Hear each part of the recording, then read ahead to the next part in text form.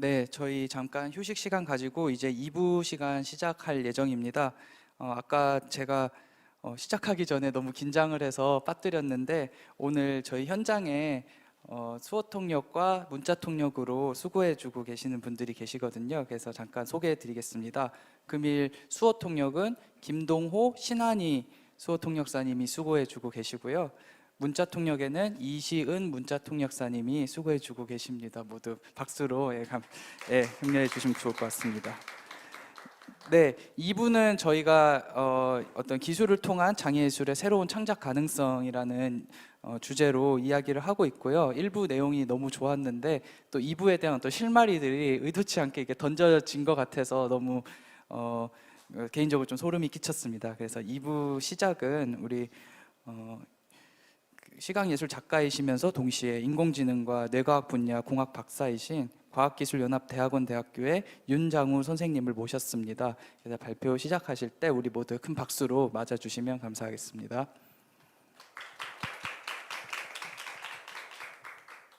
예, 안녕하세요. 발표를 하게 된 윤장우라고 하고요. 여기 와 보니까 이제 젊은 친구들이 쭉 있어가지고 조금 이제 부담스럽긴 한데 저는 이제 나이는 이제 50이 넘었고요. 아까 이제 뭐 묘사를 하라 그래가지고 흰 셔츠에 감색 슈트를 입고 있습니다. 오늘 인공지능과 뇌과학, 융합예술에 대해서 이제 좀 얘기를 할 텐데 제가 다른 예술 작가들의 작품에 대해서 얘기하는 건 아니고 제 작품에 대해서 얘기를 하는 거라 가지고 그것도 조금 쑥스럽긴 합니다. 예, 그럼 시작하도록 하겠습니다. 아트라는 거는 우리가 이제 아르스라는 이제 라틴어에서 이제 유래가 됐는데 아르스라는 거는 자연을 흉내내는 기술이라는 의미입니다. 이 아르스라는 거는 또 테크네라는 히라보 이 그리스어죠. 그리스어에서 이제 유래가 됐는데 테크네라는 거는 뭐 우리 기술 말고 많이 알고 있는 테크닉 기술이라는 말과 동일한 그런 의미의 언어입니다. 그러니까 결국에는 아트라는 거는 기술이라는 것과 동의어였다는 거죠. 예전에는 그런 의미에서 이제 기술하고 예술이라는 거는 굉장히 큰 연관성이 있었습니다. 근데 근래에 들어가지고 사실 미술이라는 거를 미학이라는 관점에서 우리가 이제 분석을 하고 그러다 보니까 미학 관점에서는 기술이라는 부분이 이렇게 같이 접목하기가 굉장히 힘든 부분이 있었습니다. 우리가 일반 사람들한테 미학에 대해서 그러니까 이제 미술을 우리가 관람하는 데 있어 가지고 어떤 기준을 가지고 관람하느냐 물어본 결과예요. 저게 결과가 뭐 어떤 게 나왔냐면은 단순하죠. 뷰티풀 아름답냐? 내가 이 그림을 봤는데 아름답냐? 아니면 어글리하냐? 뭐 그런 거였어요. 근데 사실은 미학이라는 거는 전문가의 영역에서 보면은 미적인 속성에 대해서 다루는 겁니다. 미적인 속성에는 물론 아름다움도 있고 어글리도 있고 그렇죠. 근데 유니티, 밸런스 같은 우리 디자인적인 속성들 그리고 저기 보면 무빙, 뭐 스틸이라는 것 같은 구조적인 속성들 굉장히 속성들이 다양하고요. 여기 나와 있는 것들 이외에 굉장히 여러 가지 속성들이 미적 속성에 있고 이런 미적 속성을 가지고 우리가 미학적인 것을 판단을 하게 됩니다. 이 의미는 어떤 거냐면은 미학이라는 거는 어떤 바운더리가 있는 게 아니고 굉장히 우리가 새로운 것들을 계속 크리에이션 해 나갈 수 있는 여지가 있다는 것이 되고요.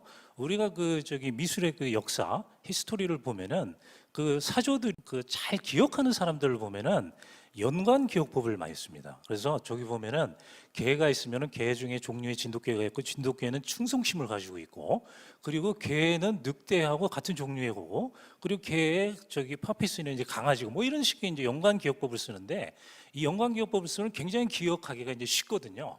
근데 왜 쉽냐? 우리가 뇌를 보면은 그거를 알 수가 있습니다. 그 이유를 알 수가 있는데 우리가 뇌에는 저 사진에서 보는 것처럼 뇌세포, 뉴런이라는 게 있고요. 뉴런이 1000억 개가 있습니다.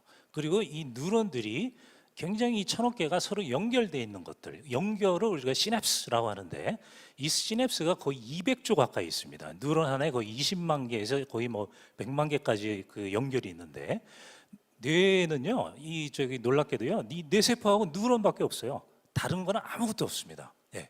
그러면은 이게 무슨 말이냐? 결국에는 뇌세포의 연결을 가지고 우리의 지식이나 경험이나 이런 부분들을 표현한다는 얘기입니다.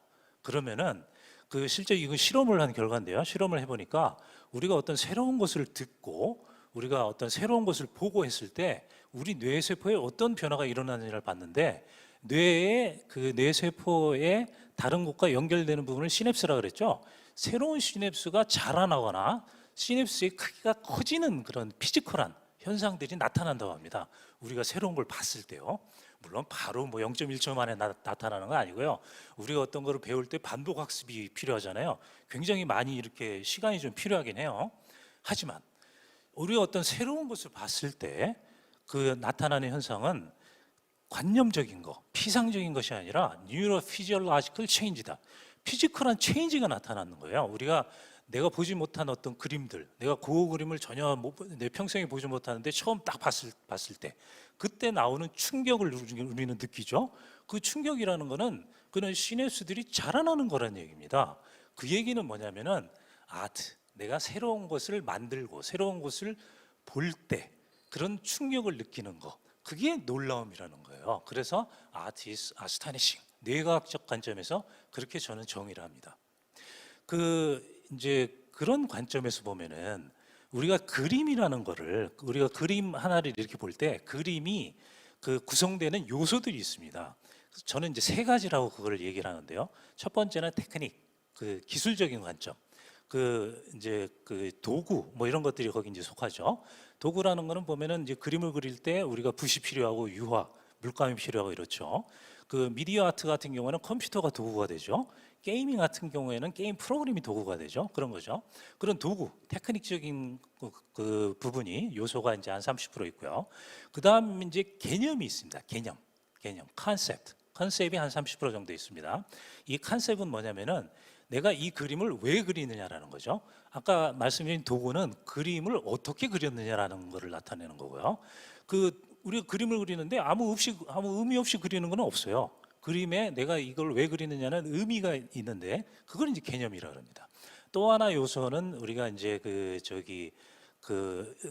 대가들이 주로 이제 대가들의 그림에서 이제 발견되는 그런 요소들이 또 있어요. 그건 이제 제가 언급을 안 할게요. 그 제가 이제 그 인공지능 융합예술에 있어가지고 창작 개념으로 사용하는 거는 바로 요 그림에서 나와 있습니다. 인공지능이나 뇌과학의 어떤 사실들을 가지고 기존 예술 작품을 분석을 해서 이론을 정립을 하고 그 이론을 도구나 개념으로 사용해서 예술 작품을 창작한다라는 게 저의 개념입니다. 그러면은 그 개념으로 사용하는 그 이제 그 과학적인 사실들이 어떤 거냐? 예로 하나 알려드리겠습니다. 우리가 이제 그 이제 휴먼 브레인에서 뇌에서 가장 많이 사용하는 부분이 시각적인 부분을 가장 많이 사용합니다. 그걸 이제 비주얼 시스템이라 그러는데 우리가 세상을 어떻게 보느냐라는 것에 대한 거죠. 이거는 그 물고기들이 세상을 보는 방식입니다. 물고기는 보면 이렇게 그 둥그란 이렇게 그 어안 렌즈라 그러죠. 그렇게 그 렌즈를 통해서 보기 때문에 이렇게 세상이 보여요. 이건 뭐 같아요? 이거는 뱀이 세상을 보는 방식입니다. 뱀은 우리 가시광선 이외에 적외선, 자외선을 볼 수가 있기 때문에 이렇게 볼 수가 있어요. 사람이 체온을 감지하는 거죠. 이거는 뭘까요?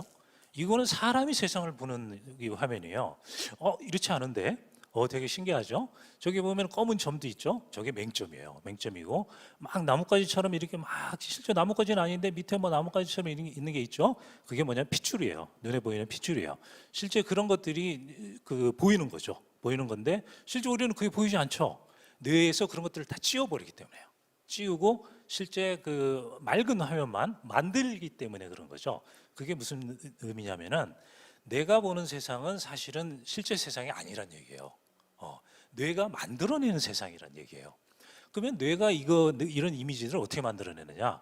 우리 눈이 보면은요, 그 눈에 보면 렌즈가 있죠. 렌즈를 통해서 빛이 들어오는데 이 빛이 그 모이는 점, 그걸 이제 포베아라고 부릅니다. 어떤 한 점에서 모이는데 이 점이 거의 한 1mm 정도밖에 안 돼요.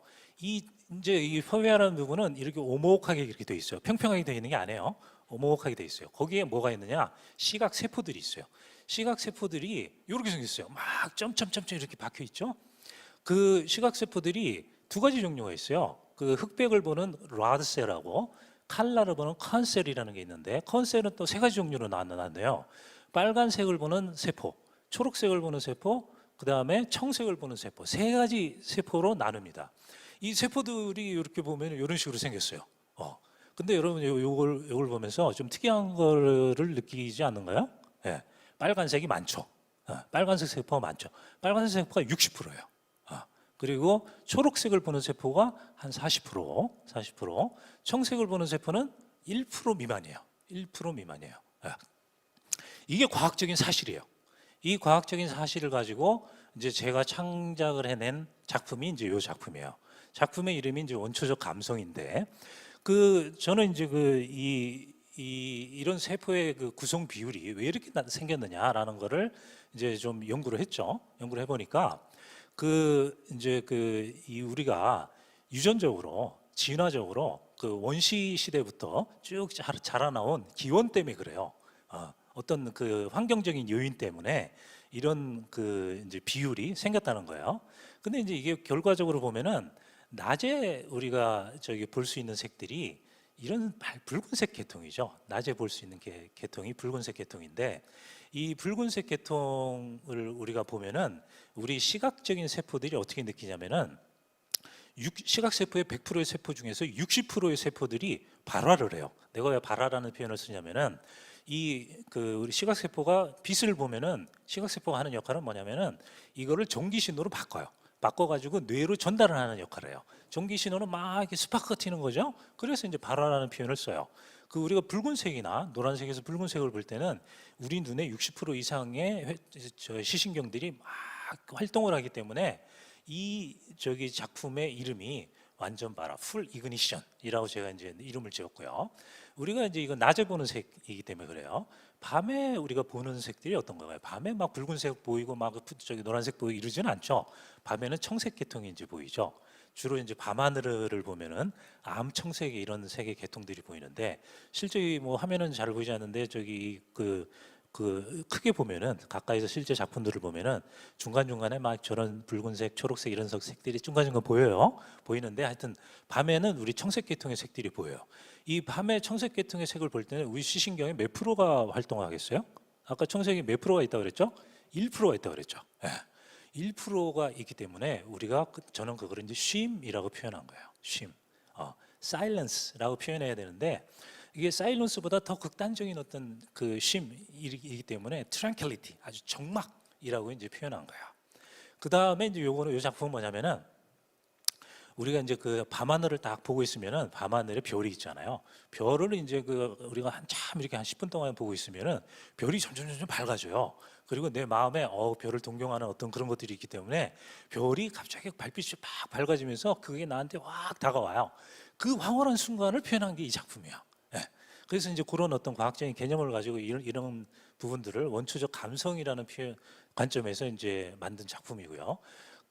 이제 뇌의 어떤 연결성이나 실제 뇌가 우리의 생각들을 어떻게 표현하느냐라는 부분을 생각하면서 만든 부분이 Shape of Thought, 생각의 어떤 모습들이라는 제목이 있고요. 기억의 단편이라는 작품입니다. 여러 가지 기억들이 단편적으로 나타나는 부분들. 아까 이제 눈이 왜 그렇게 만들어져 있느냐, 눈의 시신경 세포가 원시인들을 생각하면 돼요. 원시인들은 보면은 이제 하는 일이 뭐예요? 뭐 먹을 걸 찾으러 나가야죠. 밖에 나가면은 밖에 보이는 게 뭐가 있겠어요? 주로 밀림, 정글, 초록색 환경인데, 거기에서 뭐를 찾아요? 붉은색 나무 열매를 누가 빨리 찾느냐가 그 사람들의 생사를 좌우를 하는 그런 게 되는 거예요. 그런 장면들을 제가 요거는 코디파이라는 거예요. 코디파이. 요건 제가 스킵을 할게요. 시간 관계상. 제가 이걸 왜 코디파이를 했느냐? 우리가 이제 망막에 들어온 시신경으로 들어온 정보, 그게 이제 우리가 카메라로 보는 화면하고 똑같아요. 그게 뇌로 어떻게 전달되느냐라는 거를 보면은요, 실제 그 장면이 곧바로 전달되는 게 아니고, 그게 저 맨 위에 있는 픽셀이라고 적힌 게 이제 화면이에요. 뇌로 들어오는 눈으로 들어온 장면이고, 그게 선분으로 분해가 돼요. 선분으로 분해가 되고 그 선분들이 모여가지고 아브젝트 2차원 평면을 만들고 그게 모여가지고 3차원 그 입체를 구성해요. 아브젝트를 구성을 해요. 그래가지고 내가 보는 저 의자, 사람 이런 것들을 구성하는 게 뇌에서 하는 일들이에요. 그런데 그 일들이 우리 인공지능에서 보면은요, 딥러닝이라는 그런 알고리즘이 하는 일들하고 비슷해요. 저쪽에 우측에 나와 있는 게 딥러닝에서 하는 일들이에요. 예. 이 작품은 뭐냐면은 내가 일상적으로 보는 그런 장면들을 바로 딥러닝을 처리를 해가지고 딥러닝의 그런 여러 가지 단계들이 있는데 아까 얘기한 그런 단계들 중에서 일부분들을 발췌를 해서 뽑아낸 거예요. 예. 그래서 이게 이제 그 Unified Encoding of Everyday Memories라는 그런 제목이에요. 이분하게 내가 일상생활에서 본 장면들을 인코딩을 했다라는 그런 얘기죠. 이런 장면들을 모아가지고 이제 그 미디어 아트 요걸 이제 구성을 했어요. 그런 여러 가지 이제 장면들이 그 장면의 어떤 속성에 따라 가지고 실제 이제 보이는 모습들이나 구성되는 형태들이나 이런 부분들이 이제 다 서로 달라지는 거죠. 예. 지금까지 이제 제가 이제 말씀드린 것이 사실은 뭐 제가 이제 뭐 처음 하고 이러는 것들은 아니에요. 사실은 우리가 이제 인상파 시대부터 시작해가지고 굉장히 여러 대가들이 모네, 세잔, 칸딘스키 이런 대가들이 자신만의 세계를 창조하기 위해 가지고 이런 과학적인 사실들을 굉장히 많이 이용을 해가지고 융합적인 예술들을 창조를 했어요. 제가 시간만 되면은 제가 원래 이제 대학교에서 한 학기 강의를 해요. 제가 시간만 되면 이런 예전 클래시컬한 미술들이 어떻게 과학적인 융합과 관련이 되어 있느냐를 쫙 얘기를 해드릴 수 있는데 오늘은 이제 시간 관계상 뭐 그거는 이제 뭐 얘기를 해드릴 수가 없고 그래서 하여튼 본 강연에서는 우리 새로운 예술 창조의 도구 및 개념으로서 이 인공지능이라는 것이 뇌과학이라는 것이 사용될 수 있다라는 것에 대해서 이제 말씀드린 겁니다. 앞전에서 이제 일부에서 이제 이제 많은 분들이 얘기를 해주셨는데 기술에 대해서 얘기를 해주셨는데 사실 기술 발전이라는 거는요 이제 머저리티를 위한 거예요. 그러니까 다수를 위한 거예요. 왜 그러냐면은 그게 돈이 되기 때문에 그런 거예요. 예. 기술이 엑설런트하다 그래가지고 기술이 발전하는 게 아니에요. 예. 그런 게 있어요. 근데 기술이라는 거는 굉장히 다양성이 있어요. 여러 방면의 기술의 다양성이 있어요. 내가 이런 기술들을 알고 있지만 나는 또 다른 분야의 기술들은 몰라요. 근데 어떤 사람이라도 기술이라는 부분에서 그 정도의 차이는 있지만은 한두 개라도 다 알아요. 그러면은 우리가 비록 뭐 장애의 정도는 있지만은 자기가 알고 있는 그 기술들을 이런 예술을 하려면 도구가 있어야 되고 개념이 있어야 돼요. 그 도구와 개념으로서 활용을 할 수 있다면은 우리는 누구나 예술가가 될 수 있어요. 왜 그러냐면 자기가 알고 있는 그 도구와 개념을 가지고 새로운 예술을 창조를 할 수 있기 때문이에요. 예, 여기까지 발표를 마치겠습니다. 예, 감사합니다. 네, 발표해 주신 윤장우 선생님 감사합니다. 개인적으로 우리가 보고 있는 이 세상의 모습이 실제 그 사물의 모습이 아닐 수도 있다는 말씀이 굉장히 인상적으로 다가오는 것 같은데요. 저희가 다음 순서로는 저희 잠시